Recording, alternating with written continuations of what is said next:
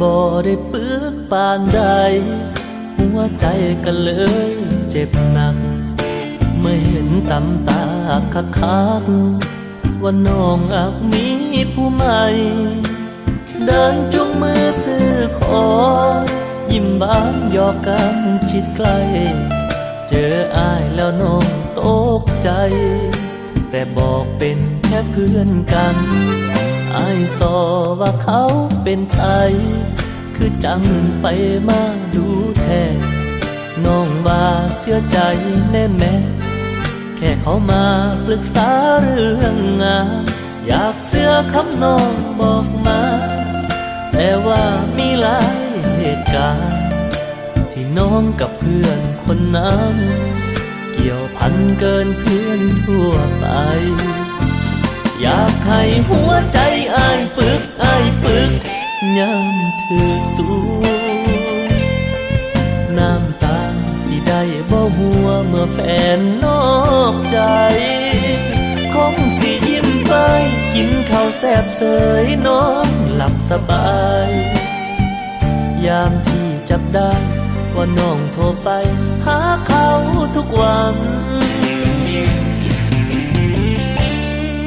อ้ายบ่ได้ปึกปานใด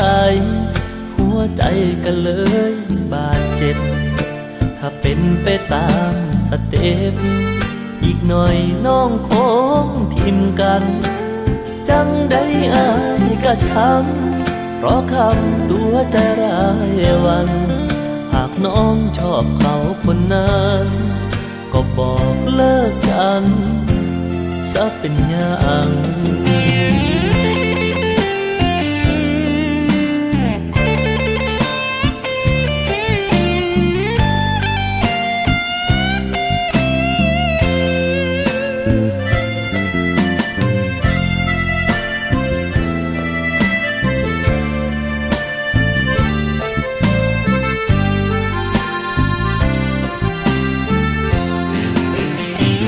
อยากให้หัวใจอ้ายปึก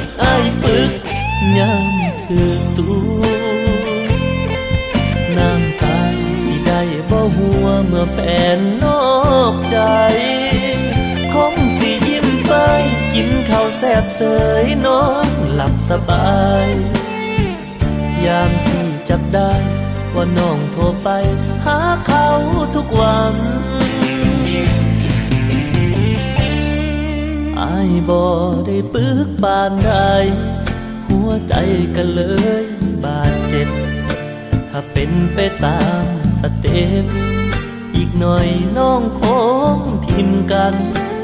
จังได้อ้ายก็ช้ำเพราะคำตัวใจร้ายวันหากน้องเลือกเขาคนนั้นก็บอกเลิกกันวันนี้เศร้าตัวจังสันจังสีหัวใจอ้ายบ่ได้เปิด